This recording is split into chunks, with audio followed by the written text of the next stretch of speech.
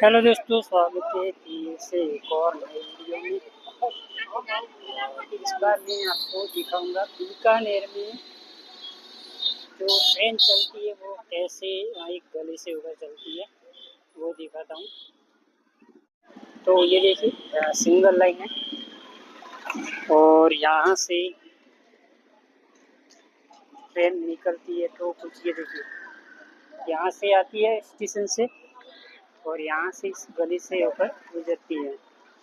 सामने से ट्रेन आ रही है, ये देखिए सामने ट्रेन आ रही है और इस तरफ भी ट्रेन पटरी पे खड़ी है स्टेशन पे।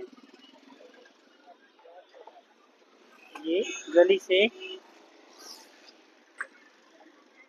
तो ये थी जो ट्रेन यहाँ से निकलती है और ये आगे जाती है।